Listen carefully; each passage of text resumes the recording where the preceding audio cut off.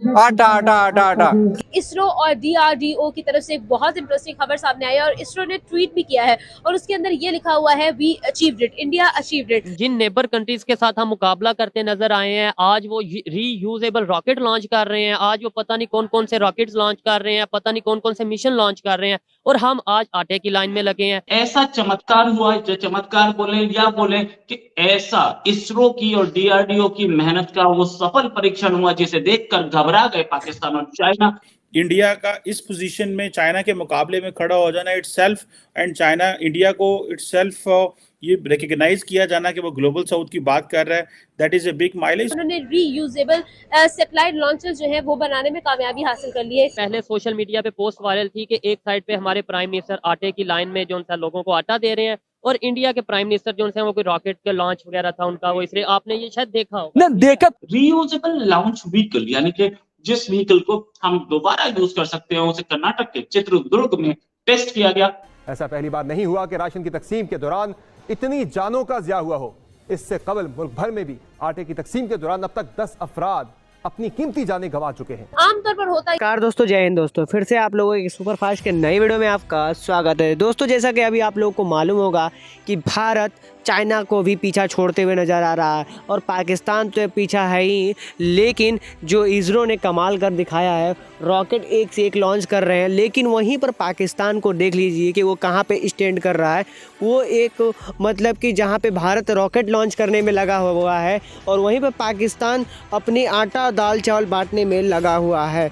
और इसी बात को लेकर मतलब भारत को लेकर पाकिस्तान के अवामों में ये बात छिड़ा हुआ है कि क्या पाकिस्तान अब ऐसा ही रहेगा, क्या पाकिस्तान अब आगे कुछ नहीं कर पाएगा, क्या आवाम यहाँ के लोग भूखे ही मरेंगे, क्या वहाँ के जो गवर्नमेंट है उनको कोई सुविधा नहीं दे पाएगा, या एजुकेशन सिस्टम वहाँ के अच्छा नहीं है।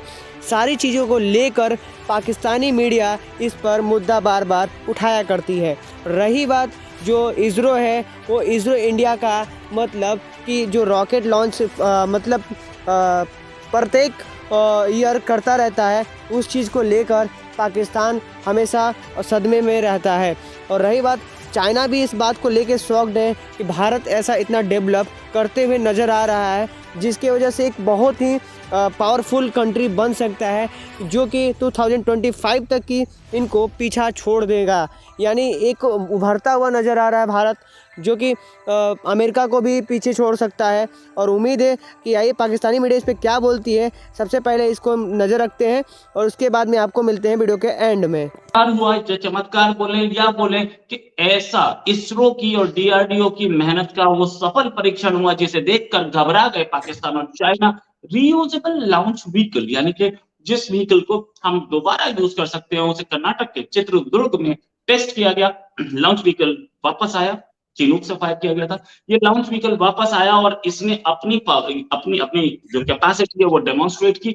इसी पे बात करने के लिए हमारे साथ प्रोफेसर डॉक्टर डी.के. पांडे हैं। ये ऑफिसर रह चुके हैं इंडियन एयरफोर्स में और अब ये भारत माता की सेवा में। सर, बहुत बहुत स्वागत आपका हमारे शो में। पहली चीज सर, ये रीयूजेबल लॉन्च व्हीकल होता क्या है और ये कितनी बड़ी अचीवमेंट है इंडिया के लिए? बहुत बहुत धन्यवाद मुझे अपने शो में बुलाने के लिए। और जहां तक है बात ये रीयूजेबल लॉन्च व्हीकल की, तो ये उस तरह से ही है कि मुझे मार्केट जाना था और मैंने अपनी गाड़ी उठाई, मैं चला गया और वापस आ गया। और फिर मुझे दोबारा अपने मित्र से मिलने जाना था, फिर मैंने गाड़ी उठाई और चल के आ गया। और फिर मुझे बेगम ने कहा कि आप जो है बाजार जाके कुछ ले आइए, तो मैंने फिर गाड़ी उठाई और चला गया। तो वो एक ही गाड़ी का प्रयोग बार बार हो रहा था। अगर सोचिए मेरे पास वो गाड़ी नहीं होती और मैं गाड़ी मंगाता और हायर करता या खरीदता, अतिशयोक्ति हो जाएगी खरीदने वाले उदाहरण पर, तो समय कितना मेरा जाया होता और कितना ज्यादा पूंजी मुझे लगानी पड़ती। इसी को मद्देनजर रखते हुए जो स्पेस में स्टेक होल्डर्स हैं, जो कि स्पेस डेवलपमेंट में लगे हुए मुल्क हैं, उन्होंने इसके बारे में काफी सोच विचार किया। लेकिन इसकी जरूरत क्यों पड़ी? क्या पैसा ही सब कुछ कारण है या कुछ और भी फैक्टर थे? वो बहुत ही महत्वपूर्ण है जानना। इसके पहले कि हम इसरो ने क्या किया और वो क्या था, क्योंकि पूरे विश्व में अनूठा किया इसरो ने, जिस पर हम ही सब ही को गर्व है। आपने सुना होगा कि नासा ने बहुत पहले 1968 में रीयूजेबल लॉन्च व्हीकल का जो है उन्होंने शुरुआत की, और इसका नाम हम सभी जानते हैं, स्पेस शटल के नाम से इसको जो है लॉन्च किया गया। और स्पेस शटल ने बहुत ही कामयाबी हासिल की। 150 फुट लंबे सॉलिड फ्यूल बूस्टर के साथ इसको जब लॉन्च किया गया तो सभी जो है हाथ रह गए, क्योंकि ये एक अनूठा प्रयोग था। और किसी ने इस बात की कल्पना नहीं की थी कि उतना घर्षण जो होता है रॉकेट की उस गति से जो जाता है, और वो जब आता है तो वो उसको समुद्र में ही जो है हमें उसको रखना पड़ता, उतारना पड़ता है, क्योंकि उस ऊर्जा को किससे जो गर्मी होती है उसको संभालना, हैंडल करना बहुत ही मुश्किल होता है। तो ऐसा नहीं कि केवल नासा ही लगा था, अमेरिका के साथ रूस, चाइना और अन्य सभी देश थे जिनका हम चर्चा है आगे करेंगे। लेकिन ऐसा क्या हुआ, जब इतनी खुशी हुई हमको, तो फिर हमने इस प्रोजेक्ट को, अमेरिका ने बहुत सालों बाद 2011 में इसको प्रोजेक्ट को उन्होंने बंद कर दिया। कारण क्या था? 40 साल के अंदर 135 लॉन्चेस की स्पेस शटल ने, और इसमें से 14 एस्ट्रोनॉट जो है वो उन्होंने अपनी जान जो है वो गंवाई। इन लॉन्चेस में जो थी 135 लॉन्चेस जो थी जिनके साथ दुर्घटना हुई या उनको कैंसिल करना पड़ा विशेष कारणों से। तो 1968 का जो बहुत नामी एक्सीडेंट था, जानते हैं, सॉरी 1986 का चैलेंजर का, और 2003 में कोलंबिया का जो एक्सीडेंट हुए वो सब पता है, और 14 एस्ट्रोनॉट ने अपनी जान गंवाई। तो इतना आसान नहीं है वो उस घर्षण को और उस एनर्जी को कंट्रोल करना जो बहुत तेजी से आती है। तो तब ये हुआ कि भाई हमको रीयूजेबल लॉन्च व्हीकल करना चाहिए।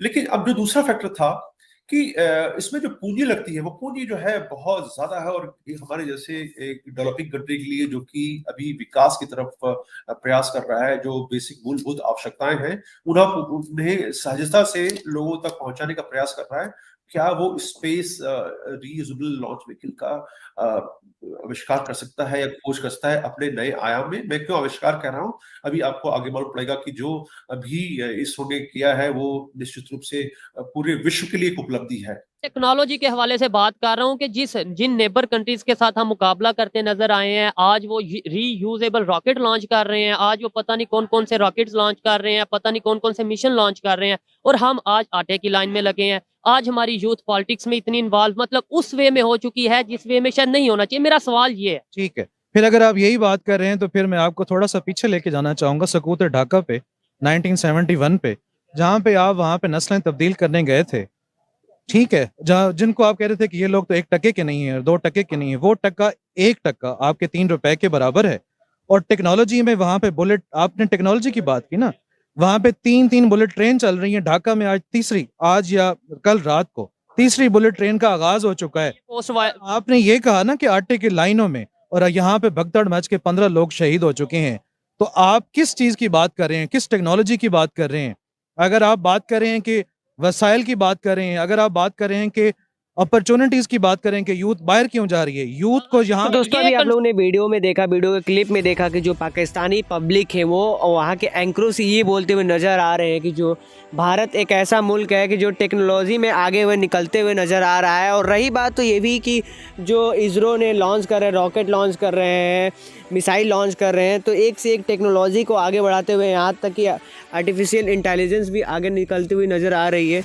रही बात तो कि क्या बोलते हैं कि जो पाकिस्तानी मीडिया है इस पर मतलब परेशान नज़र आ रही है। आइए देखते हैं कि पाकिस्तानी और क्या इस पर बोल रही है। दोस्तों देखा कि और ये भी देखते हुए नज़र आ रही थी कि जो पाकिस्तानी मीडिया है वहाँ पे इस चीज़ को लेकर नेबर कंट्री से हम ऐसा कंपेयर करते हुए भी नज़र आती रहती है, जो कि ये चीज़ उनको नहीं करना चाहिए। अपनी जितनी चादर है उतनी ही फैलानी चाहिए। उम्मीद है ये वीडियो आप लोग को अच्छी लगी होगी। वीडियो अगर अच्छी लगी तो प्लीज़ लाइक एंड सब्सक्राइब जरूर कर दीजिएगा। फिर मिलते कोई नेक्स्ट वीडियो में, तब तक के लिए जय हिंद, वंदे मातरम, धन्यवाद।